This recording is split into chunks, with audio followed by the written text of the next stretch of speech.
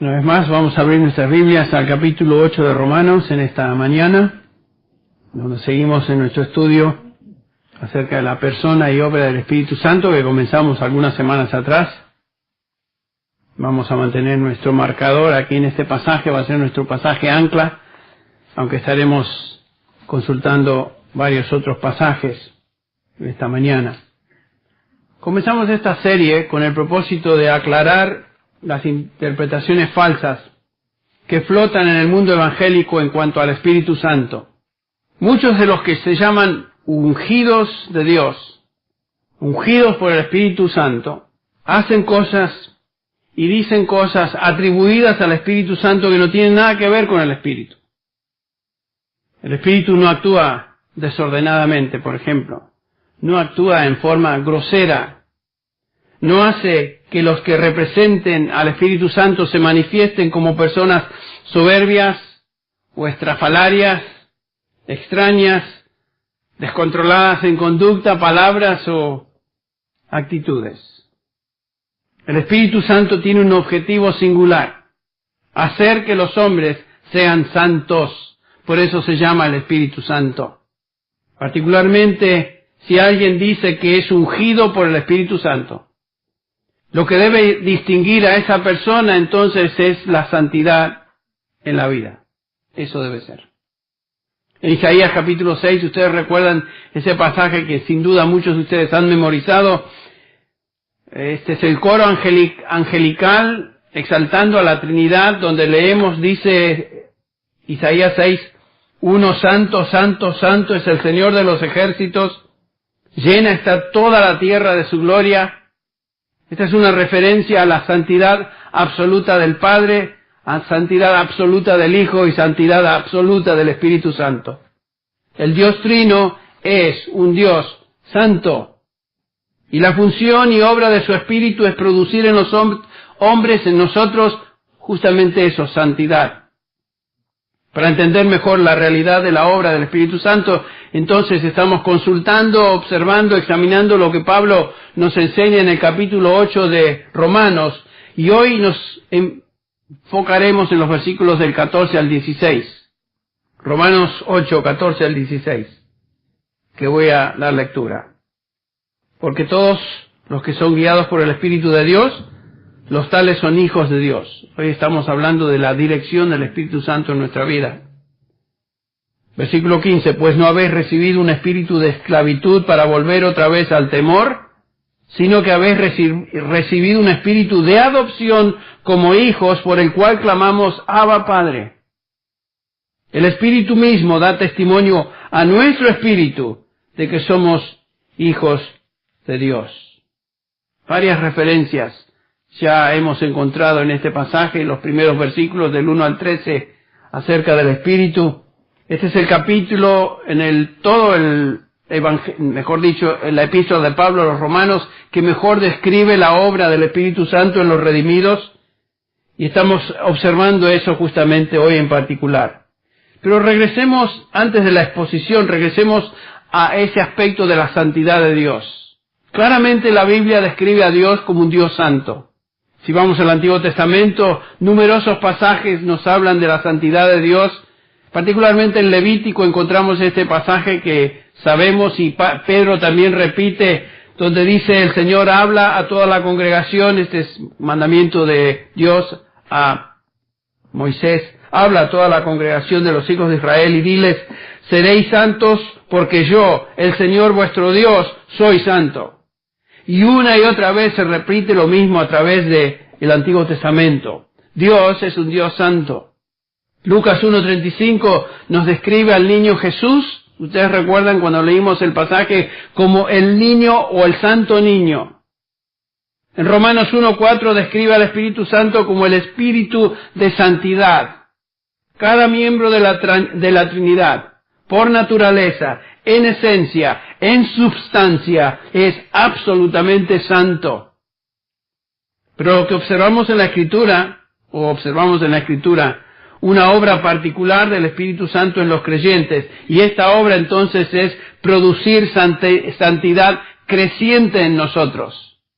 El Espíritu Santo obra en nosotros, haciéndonos a través del tiempo incrementalmente santos en nuestra vida, en nuestro andar. Ese es su trabajo, esa es su función, esa es su obra en el proceso de santificación. Este proceso es de conformarnos cada día más a la imagen del Hijo de Dios, el Señor Jesucristo. Es por eso que Pablo nos dice en Romanos, en este mismo capítulo, el versículo 29, porque a los que de antemano conoció, también los predestinó a que sean, o para ser hechos conforme a la imagen de su Hijo, para que Él sea el primogénito entre muchos hermanos. Noten que la obra del Espíritu Santo no es en el hombre exterior, en lo de afuera, no es en nuestro físico, sino es en el corazón. Hacernos conformes a la imagen de su Hijo, Jesucristo. En el Antiguo Testamento, la obra del Espíritu Santo también era en el corazón de los creyentes del Antiguo Testamento, y esa obra, ese producto, se reconocía como piedad. Dice, sed santos como yo soy santo. Lo que buscaba y busca Dios es que aquellos que Él redime sean santos en su manera de vivir. En el Nuevo Testamento, la obra del Espíritu Santo se observa en el producto ahora de ser conformados a la imagen de Cristo. Tal vez el pasaje que mejor describe esto es lo que Pablo nos dice en 2 Corintios 3:18. Pero nosotros todos, los creyentes, nosotros, con el rostro descubierto, contemplando como en un espejo la gloria del Señor, estamos siendo transformados en la misma imagen de gloria en gloria, como por el Señor el Espíritu. Noten esto, que en la medida que estamos contemplando la gloria del Señor, ¿y dónde se encuentra esa gloria hoy? Se encuentra revelada en su palabra. En la medida que contemplamos su gloria, en esa medida el Espíritu Santo nos transforma más y más en conformidad a Jesucristo, quien, como vimos la última vez, es el ejemplo supremo en el Nuevo Testamento de cómo un hombre puede vivir en sumisión y bajo el control del Espíritu Santo. Esta es la obra del Espíritu Santo que Él lleva a cabo en cada uno de nosotros los redimidos. El Espíritu Santo produce en nosotros santidad creciente. El Espíritu Santo es la causa eficaz en nuestra santificación. La Escritura es el medio instrumental de nuestra santificación.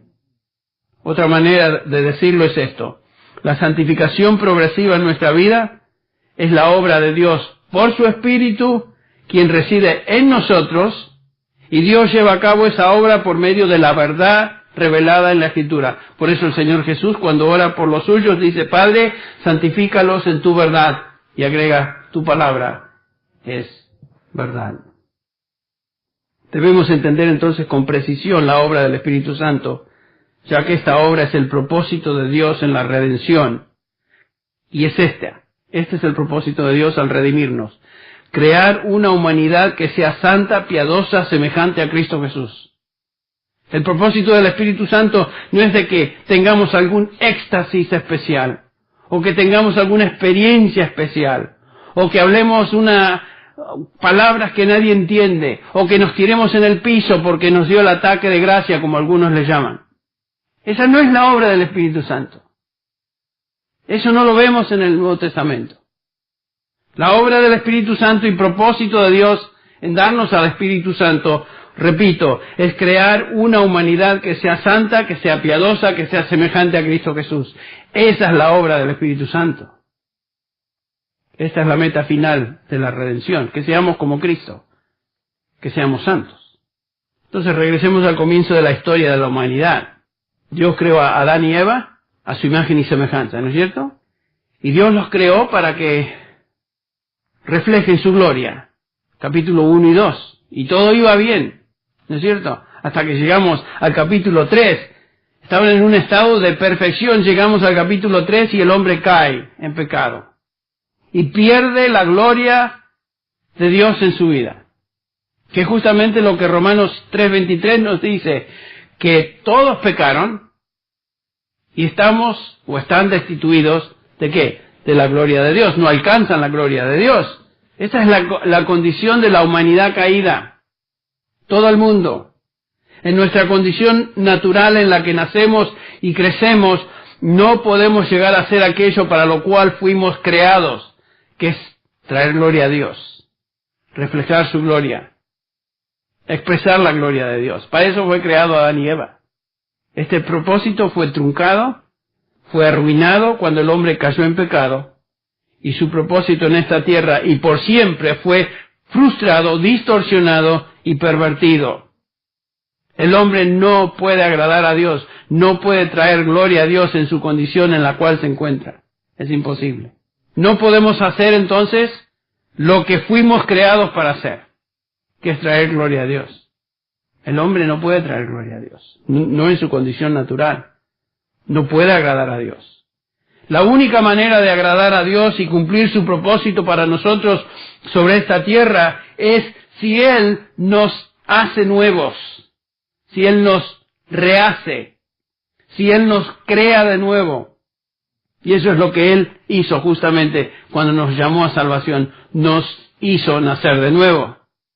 Segunda de Pedro 1:4 nos habla de esta nueva creación. Pedro lo expresa de esta manera en el versículo 4, somos partícipes de la naturaleza divina. Noten eso. Somos partícipes de la naturaleza divina. Fuimos hechos partícipes de la naturaleza de Dios. La naturaleza de Dios nos fue dada a nosotros desde el momento de nuestro nuevo nacimiento. Como también lo dice Juan, el evangelista, capítulo 1, versículo 12, que no nacemos de carne, no nacemos de hombre, sino por voluntad de Dios. Es la obra de Dios. Este es el propósito de Dios en nuestra salvación. Derrotar la caída y crear una nueva humanidad, ahora sí, capaz de glorificarle. Solamente los que somos cristianos, que hemos sido regenerados, podemos glorificar a Dios. ¿Saben eso? Dios tuvo que hacernos nacer de nuevo, crearnos espiritualmente o recrearnos espiritualmente, dándonos ahora su propia naturaleza para que le traigamos gloria. Y Pablo lo dice de esta manera en 2 Corintios 5:17, de modo que si alguno está en Cristo, nueva creación es. Eso es algo absolutamente increíble y radical. Somos una nueva creación. Las cosas viejas, dice Pablo, pasaron. Somos nuevos en Cristo. Esa es la obra del Espíritu Santo cuando nos regeneró. Otra manera de expresarlo es lo que él dice en Efesios 2:10, porque somos hechura suya para buenas obras. Creados en Cristo Jesús para buenas obras. Tuvimos que ser hechos de nuevo en nuestro espíritu, que ahora sí puede traer gloria a Dios. Hacer buenas obras. Los únicos que podemos hacer buenas obras y que son agradables a Dios, traen gloria a Dios, somos aquellos que tenemos el Espíritu de Dios en nosotros, porque el hombre en general no puede hacer obras que sean agradables a Dios. ¿Entienden eso? Hay gente buena, humanamente hablando, hay gente que hace cosas dignas, hay gente que da dinero por causas particulares y es loable eso, pero eso no trae gloria a Dios. ¿Saben por qué? Porque lo que hacen, lo hacen en su propia carne. No es el fruto ni el poder del Espíritu Santo en sus vidas, porque lo único que agrada a Dios es lo que el Espíritu Santo hace en la vida de una persona regenerada. Eso trae honra a Dios. Todo lo que hacemos como cristianos que tenga impacto espiritual es del Espíritu Santo, y eso sí trae honra a Dios y glorifica a Dios. Dios se agrada de estas obras. Y justamente es esta característica de agradar a Dios, de hacer buenas obras, de andar en el Espíritu, que es la característica de un hombre que ha sido recreado, hecho de nuevo por el Espíritu de Dios, quien es la fuerza eficaz de todo lo que somos y todo lo que hacemos.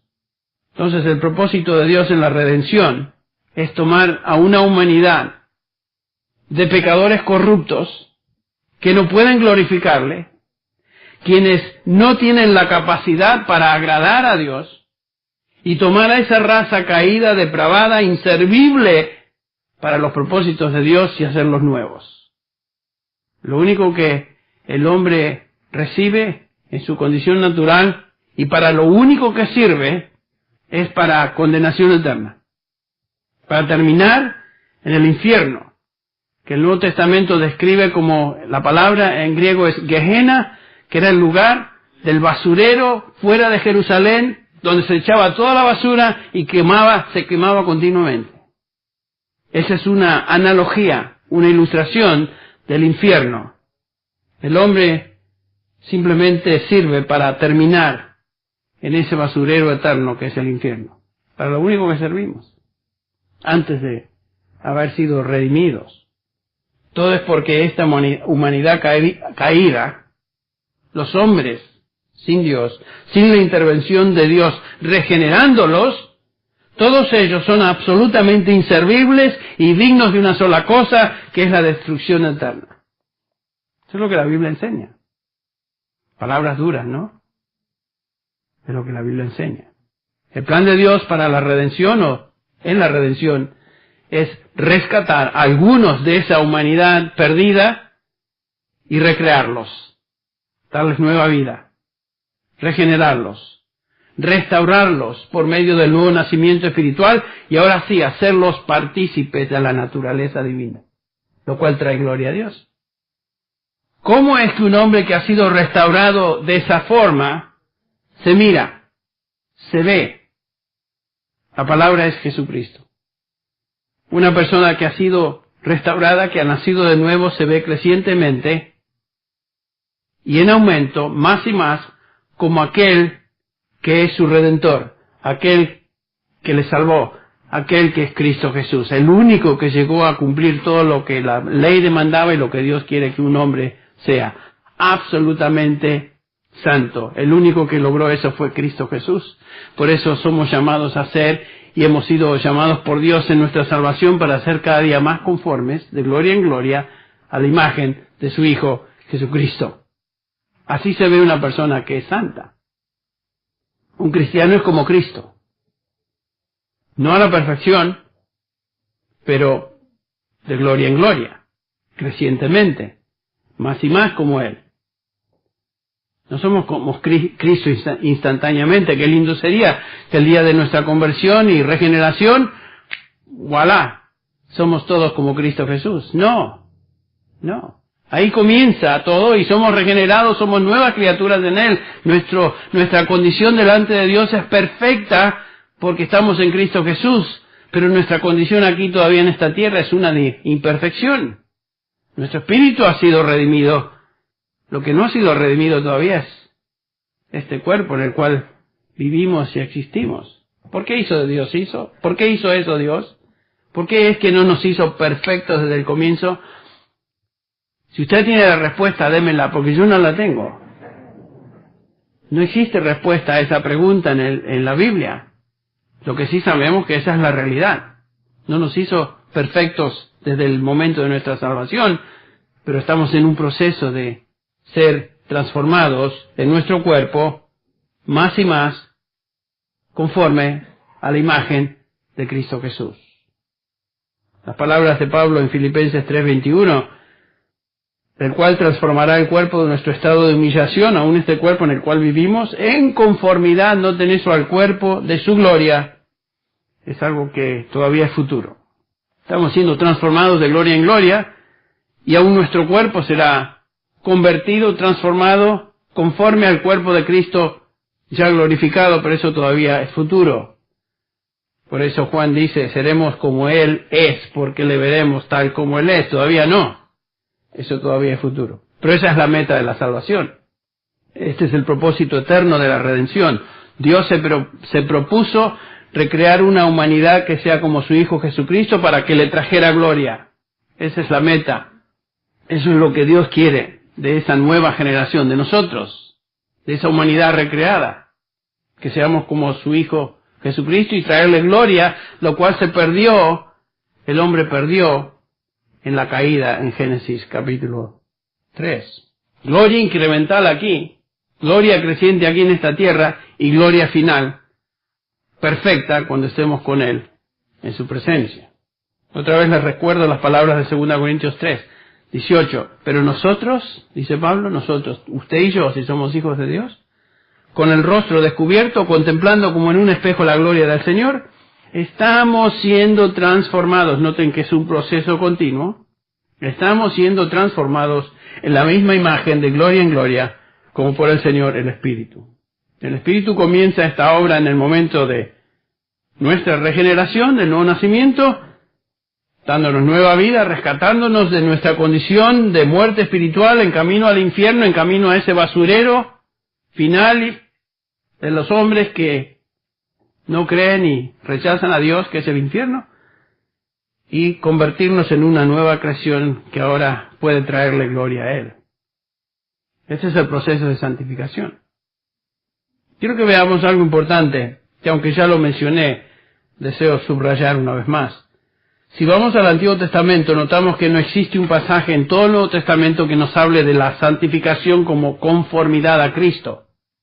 Ningún pasaje en el Antiguo Testamento nos dice que la santificación es equivalente a ser conformes a Cristo Jesús. ¿Por qué? Porque nadie había visto a Cristo Jesús. Cristo no había llegado sobre esta tierra y había llevado a cabo su obra de redención en la cruz. Nadie conocía a Cristo como tal.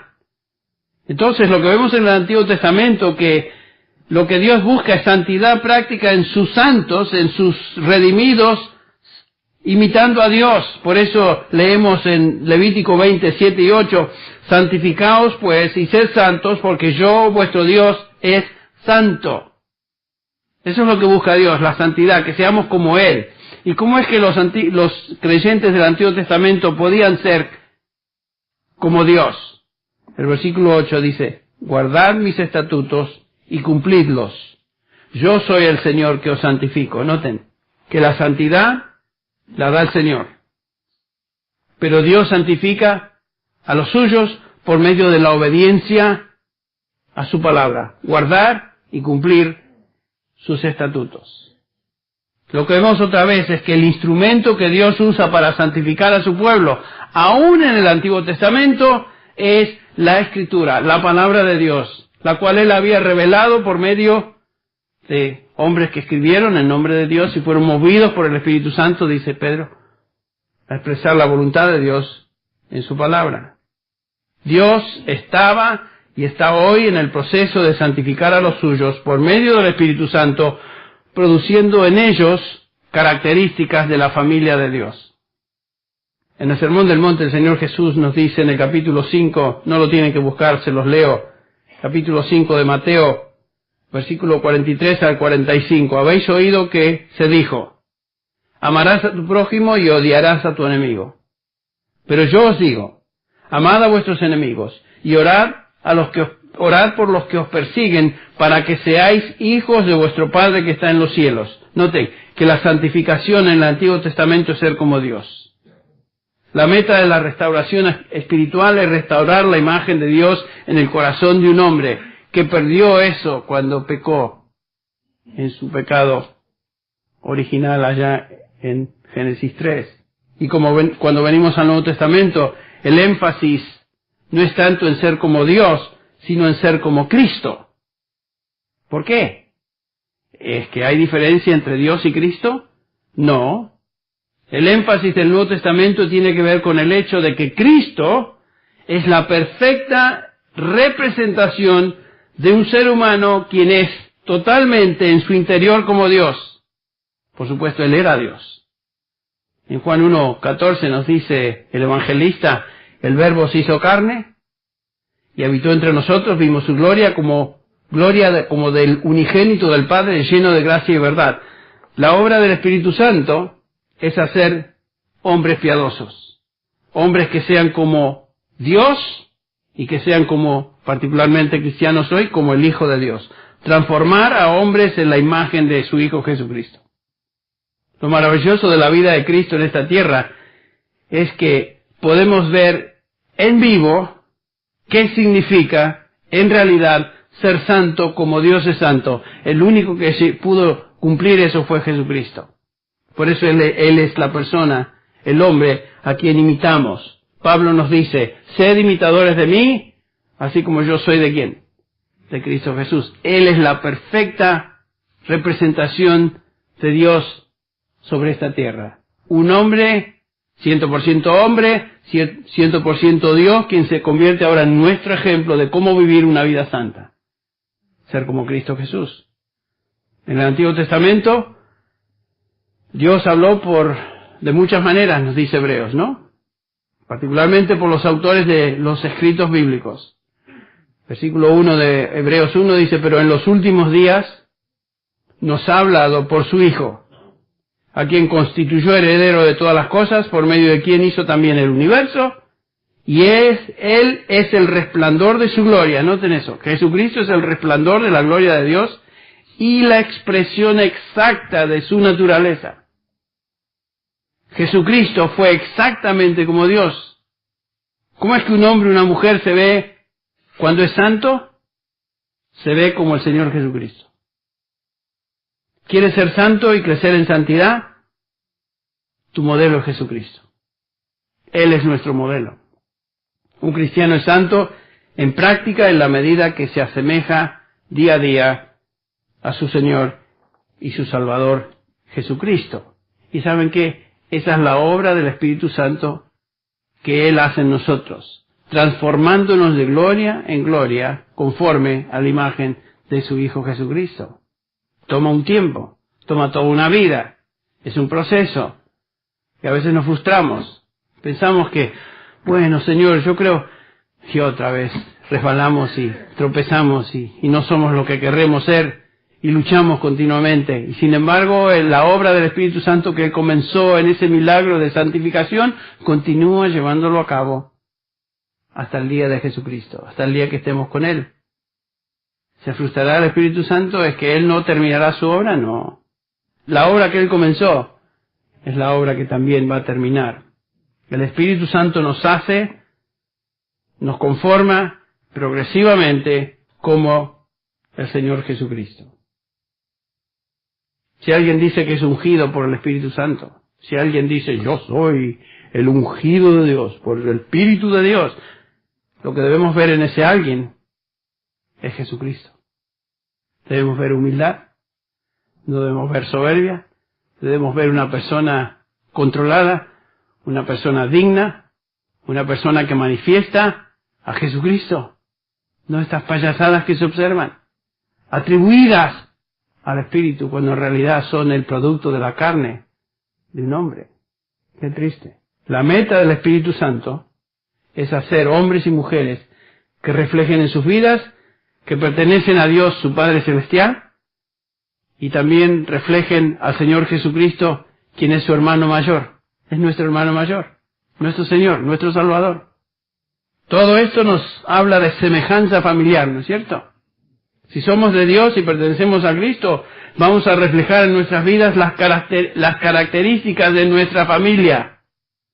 Seremos como nuestro Padre y seremos incrementalmente como su Hijo, Jesucristo. Ahora, estamos en Romanos 8, los versículos 14 al 16, y lo que vemos acá es el tema principal de estos versículos, es la obra del Espíritu Santo en la adopción. Esto es tan importante. Es vital entender esto. Tenemos una referencia a hijos de Dios en el versículo 14. Tenemos una referencia a la adopción como hijos en el versículo también. Luego en el 16 a los hijos de Dios. Estos versículos tienen que ver con pertenecer a la familia de Dios. Es una descripción de la relación que Dios tiene con los miembros de su familia. Son sus hijos. Y como vamos a ver, por adopción. Es una verdad fundamental que Pablo desarrolla de una manera particular en este pasaje, pero lo menciona en otros, simplemente se los leo. Segunda de Corintios 6, versículo 17, leemos esto. Por tanto, salid en medio de ellos y apartaos, dice el Señor, y no toquéis lo inmundo, y yo os recibiré. Y yo seré para vosotros padre, y vosotros seréis mis hijos e hijas, dice el Señor Todopoderoso. Noten que Dios quiere que seamos como Él, que reflejemos las características de su familia. Dios está creando una familia, Dios está redimiendo una familia, Dios está regenerando a una familia que será capaz ahora de demostrar su gloria por medio de la imagen de Dios que está en sus hijos y en sus hijas. Esa nueva humanidad de la cual hablamos. Pensemos un poco acerca de la adopción como hijos de Dios. ¿Qué quiere decir que fuimos adoptados hijos de Dios? Por lo general nosotros pensamos en la adopción hoy de hijos como algo tal vez de segunda categoría. Pensamos en hijos naturales e hijos adoptados. ¿Ok? Cuando pensamos en un hijo natural tenemos una inclinación especial por ese hijo que ha nacido en nuestra familia. Pero cuando hablamos de adopción casi pensamos, bueno, es como de segunda ¿no? Lo queremos tal vez, pero al fin y al cabo no es hijo natural. A veces escuchamos de casos de parejas que han adoptado hijos tomando cierto riesgo, ¿no es cierto? Porque realmente no saben cómo serán estos en el futuro. Como pareja se puede hacer un procedimiento, pueden pasar por el procedimiento legal de adoptar a un hijo, pero realmente no conoce el corazón de ese hijo, por lo tanto no sabe cómo ese hijo va a ser en el futuro. Uno adopta a alguien y se arriesga, ¿no es cierto? Conozco a personas que han adoptado hijos que realmente con el correr de los años es un desastre. Terrible la experiencia. En otros casos ha sido positivo. ¿Por qué? Porque adoptamos, pero no sabemos el corazón de la persona, del muchacho, la niña o lo que sea, y no sabemos cómo van a ser en el futuro. Pero cuando la Biblia habla de adopción, está hablando de algo muy distinto a lo que hoy conocemos en nuestro contexto como adoptar o adopción. Es muy distinto. Y quiero explicarlo. En la época y contexto greco-romano en el cual Pablo escribe, la adopción no era la adopción de una persona que va a ser de segunda categoría. No. Sino que si un hijo era adoptado, y por lo general era un varón, ese hijo se convertía en el hijo más privilegiado en toda la familia. En el mundo romano, si tú adoptabas a un hijo, y casi siempre, repito, era un hombre, un muchacho, no era para rescatar a un chico de la calle, no era para rescatar a un niño que estaba sufriendo en un orfanatorio, no.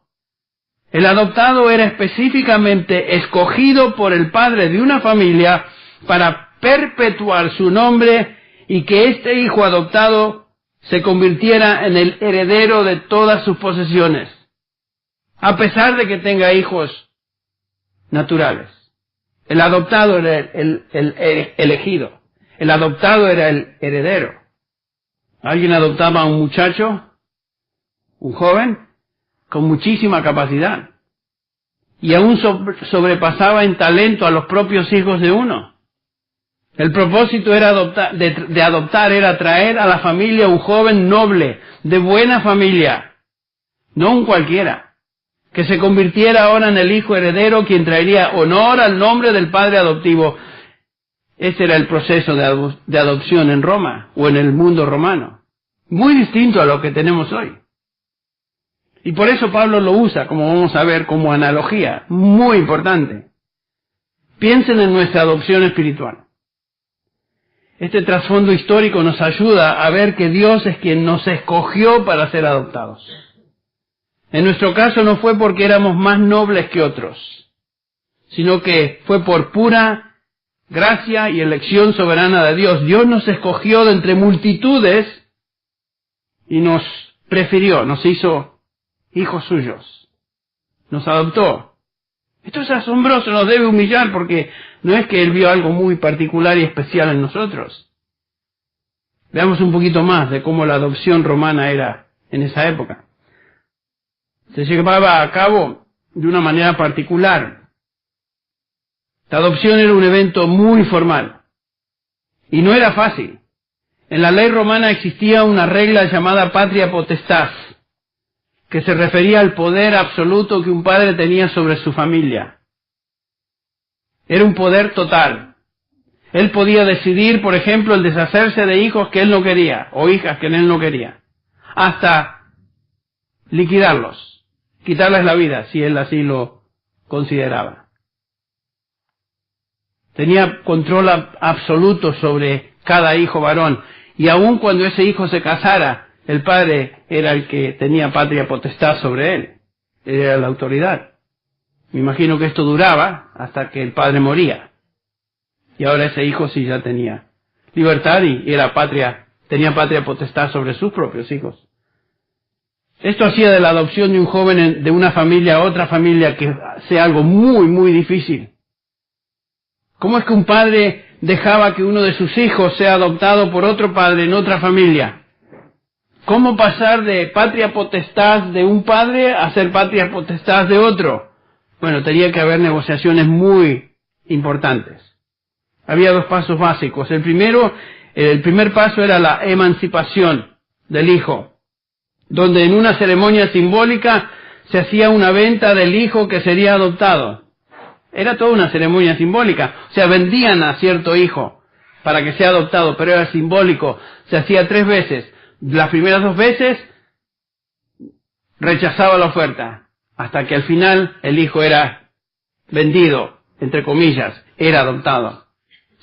Solamente para hacer ver que este hijo no simplemente era una persona que no se quería y que se iba a patear y que lo pasaban para otra familia. No era así.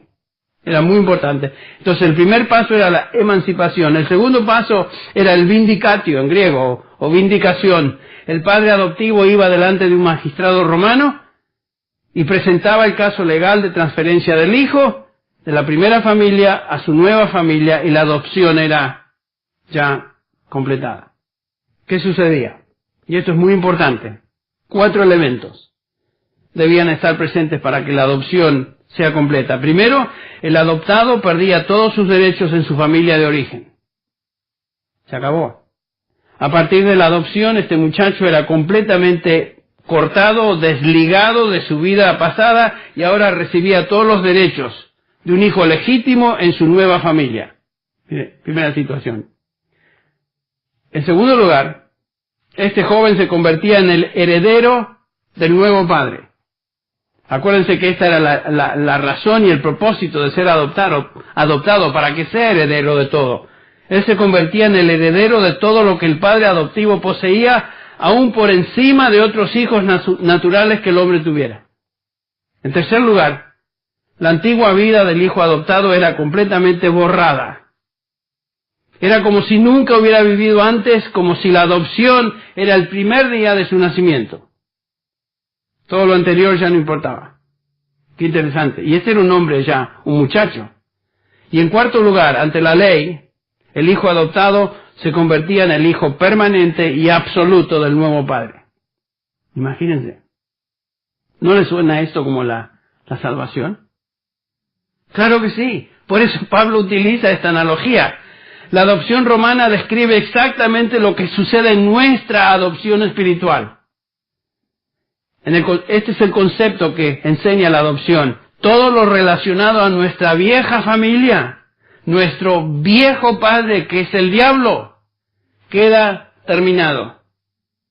En nuestra adopción recibimos todos los derechos de un hijo legítimo. En nuestra nueva familia espiritual somos herederos de todo lo que Dios tiene y posee, y coherederos con Cristo Jesús. Nuestra herencia ahora está en los cielos. Toda nuestra vida pasada se acabó. Todas nuestras deudas que teníamos por nuestros pecados fueron todos cancelados. ¿Dónde? En la cruz. Colosenses 2. Todas nuestras deudas fueron pagadas. No tenemos deuda alguna. Ahora somos hijos de Dios por adopción.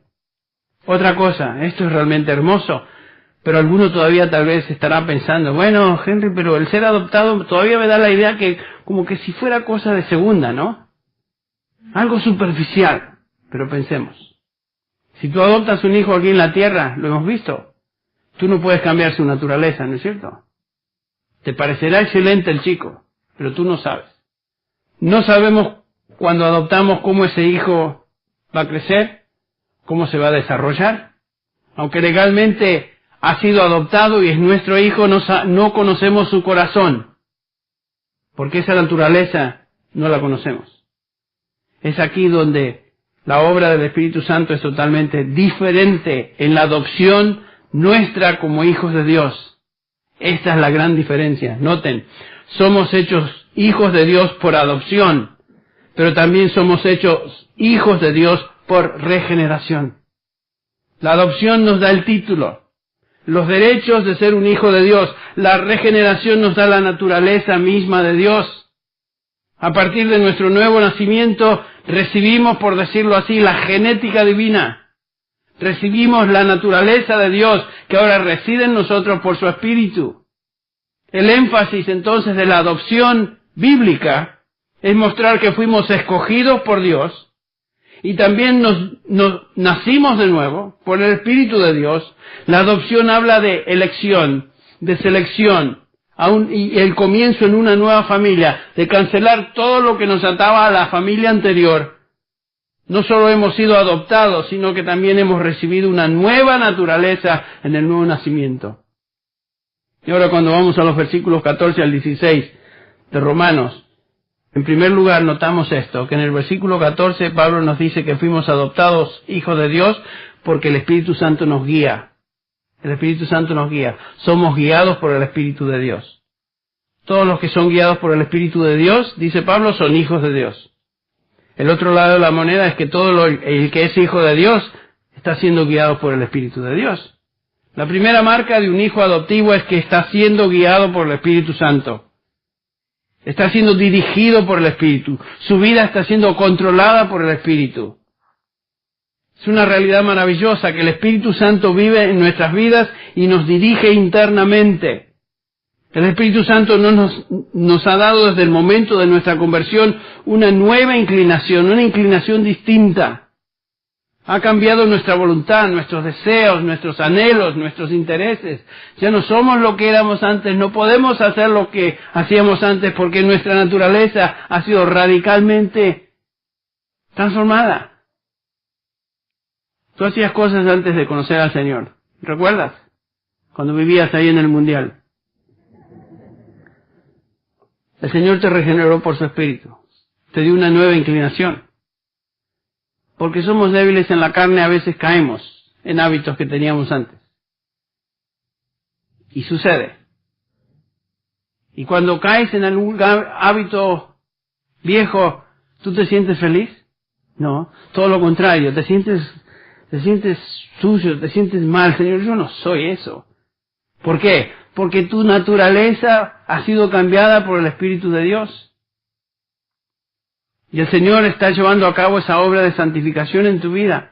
Y es la primera característica entonces de un hijo adoptado. El Espíritu Santo reside en él y guía a ese hijo en los caminos del Señor. Por esa nueva inclinación. Ahora amamos a Dios. Amamos lo que Dios ama. Amamos la ley de Dios. Nos deleitamos en la ley de Dios, como dice Pablo en Romanos 7. Sus mandamientos ahora no son gravosos. No nos duelen, otra vez tengo que obedecer. Así no vamos. Al contrario, nos deleita obedecer a Dios. Nos gozamos en ellos. El Salmo 119, en ese salmo, el salmista David, 175 veces utiliza una frase similar. ¿Cuánto amo tu ley? Esa es la descripción de una persona que ha sido transformada. Ahora, el Espíritu Santo nos transforma de dos maneras.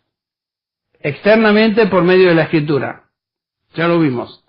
Internamente, el Espíritu Santo nos guía por medio de la santificación. Su obra interna en nuestro corazón. Él es el que causa en nosotros, como Pablo dice, tanto el querer como el hacer. Es la obra interna del Espíritu Santo. Es un milagro de Dios. Nos dice Pablo que el Espíritu Santo reside en nosotros, somos templo de Dios. Y es la obra que Él lleva a cabo en nosotros, transformándonos de gloria en gloria, de a poco, a imagen de Cristo Jesús. En segundo lugar, nos dice el versículo 15, el Espíritu nos demuestra que somos hijos de Dios por adopción, dándonos acceso íntimo al Padre. Noten el versículo 15 dice, pues no habéis recibido el espíritu de esclavitud para estar en temor otra vez, sino que habéis recibido el espíritu de adopción por el cual clamamos ¿qué? Abba Padre. Llamamos a Dios nuestro Padre ahora. Desde el momento que somos regenerados. Tenemos una relación íntima con Dios. Antes hablábamos tal vez con Dios, decíamos cosas, pero Dios era algo distante. Un juez. Desde el momento de nuestra regeneración tenemos intimidad con Dios. Y nos acercamos a Él con libertad. Ya no tenemos miedo de Dios. Ya no tenemos miedo del juicio venidero, porque somos de Dios. Y el Espíritu Santo afirma eso en nuestro corazón. Nos acercamos a Dios así como los chicos se acercan a su padre cuando son chicos. O como mis nietas, ustedes las han visto acá, se acercan a mí después de un servicio, sin ninguna vergüenza, sin ninguna sentido de... Vienen, papá, y te abrazan, y te besan, y quieren estar contigo. De la misma manera nos podemos acercar a Dios. Dios no nos va a decir, mira, estoy muy ocupado ahora. Tranquilo, estoy atendiendo a otros de mis hijos, así que ponte en fila. Dios no hace eso con nosotros. Venimos a Él con toda intimidad y alegría. Señor, vengo a ti porque tú eres mi Padre, y te llamo Padre, y tú me atiendes. Cualquier momento, en cualquier segundo en que estoy hablando contigo, estás dispuesto y listo para atenderme. Gracias, Padre. Esa es la intimidad que el Espíritu Santo hace a través del ministerio de adopción. Y en tercer lugar, el Espíritu Santo en esta obra de adopción nos asegura de que somos hijos de Dios. Eso es precioso. Noten el versículo 16. El Espíritu Santo da testimonio a nuestro espíritu de que somos hijos de Dios. Eso es absolutamente precioso. ¿Cuántas veces hemos estado orando, postrados en oración, tal vez en angustia y lucha por alguna aflicción que tenemos, y sin embargo, esa voz, esa realidad de que el Espíritu Santo está ahí, confirmando a nuestro espíritu, tú eres mi hijo, no temas. El Espíritu Santo, quien nos selló para el día de la redención, está ahí siempre, no se va a ir. A veces lo entristecemos, a veces lo apagamos, como dice la palabra, pero nunca se va. Y siempre está obrando en nosotros. Y si nos desviamos y desobedecemos por un tiempo, Dios va a traer su vara de disciplina sobre nosotros y nos va a hacer saber, hasta que regresemos. Nadie puede tomar lo que el Espíritu Santo ha reservado para nosotros. Lo que Él ha reservado en los cielos es nuestro. Y está reservado para ahí. Saúl, tú tienes un lugar en el cielo. El Espíritu Santo te lo reservó solo para ti. Y nadie va a tomar ese lugar. Solamente Saúl. Lo mismo con cada uno de nosotros. El Espíritu Santo es el sello y también las arras de nuestra herencia. El arrabón, la garantía de que nuestra herencia está ahí. Pablo dice en Efesios 1, fuisteis sellados con Él en el Espíritu. El Espíritu Santo de la promesa, que nos es dado como garantía de nuestra herencia, con miras a la redención de la posesión adquirida para alabanza de Dios. En otras palabras, este espíritu de adopción garantiza que recibiremos la herencia no en parte, sino completamente, totalmente. Esta es la esperanza que el Espíritu Santo nos da como hijos de Dios a nuestro espíritu. Y es la tercera manifestación interna de que somos hijos de Dios. Padre, te damos gracias hoy por tu Espíritu que está en nosotros. Ese Espíritu que nos adoptó y nos hizo hijos tuyos. No solamente porque nos elegiste, nos escogiste, sino porque primero nos regeneraste. La adopción nos da el título de ser tus hijos. La regeneración nos da la seguridad, la nueva naturaleza, sabiendo que somos tus hijos. Padre, qué tremenda bendición el saber de que somos adoptados hijos tuyos. Bendice a tu pueblo aquí. Bendice a los que escuchen este mensaje. Señor, que sea de ánimo y edificación a tu pueblo. Pedimos esto en el nombre de Jesús. También pedimos, Padre, que nos bendigas y nos ayudes a participar de estos elementos de una forma digna. Lo pedimos en el nombre de Jesús. Amén.